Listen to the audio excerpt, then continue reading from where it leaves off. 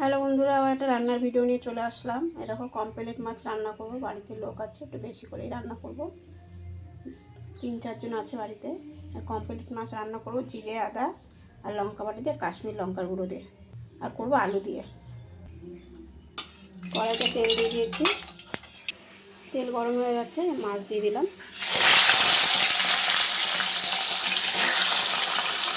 মাছ ভাজা হয়ে গেছে, জিরা সম্বাদ দিয়ে দিলাম, আলুটা দিয়ে দিলাম,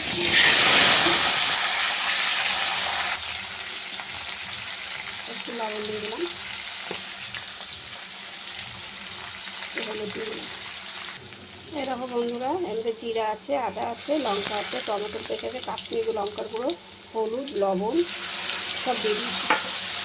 তারপরে জিরাও দিয়ে দিয়েছি বন্ধুরা, তারপরে সব দিয়ে দিয়েছি, একটু জল দিয়েছি। এখন মশলাটা কষানো হয়ে গেছে, তেল বেরিয়ে গেছে, এবার জল দিয়ে দেবো।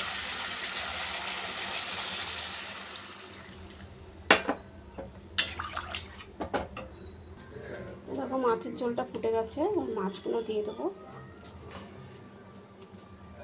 এই দেখো বন্ধুরা, মাছের ঝোলটা ফুটে গেছে, চিনি দিয়ে দিলাম, আর এই দেখো ধনে পাতা দিয়ে দিলাম, আর একটু হলেই নামিয়ে দেবো।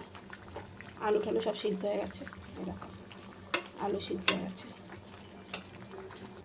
এই দেখো বন্ধুরা, রান্নাটা হয়ে গেছে।